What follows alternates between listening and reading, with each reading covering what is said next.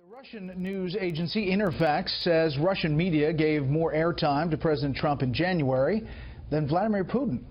That is apparently changing as Russian officials scale back their optimism over what one top diplomat calls a new post-West world order. Correspondent Rich Edson has that story tonight from the State Department.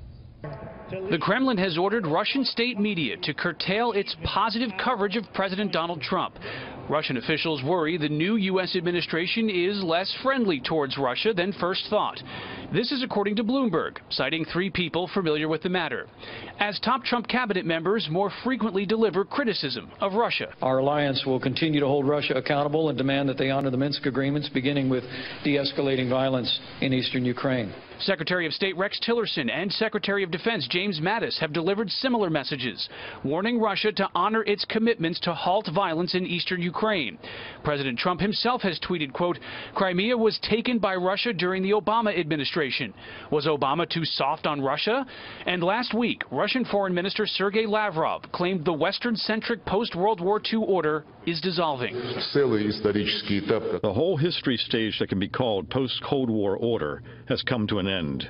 We are convinced that its main result is a failure to apply the Cold War institutions to the new reality. President Trump's relationship with Russian President Vladimir Putin began with mutual praise. Putin comes out, he says Trump is brilliant. Hard to reject that. And while investigators probe Russian interference in the U.S. election, the White House denies the Trump campaign was in contact with Russian officials. However, reports say Russian officials dispute that, claiming they did speak with those in the Trump campaign. Despite these differences, both U.S. and Russian officials say there's a potential for the two countries to work together, though U.S. lawmakers in both parties are pressing the Trump administration to resist easing sanctions against the Putin regime.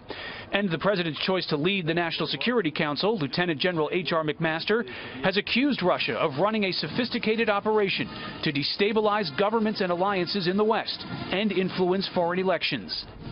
The Russian government says Secretary Tillerson called Foreign Minister Lavrov today to offer condolences to the Russian ambassador to the United Nations who died unexpectedly yesterday.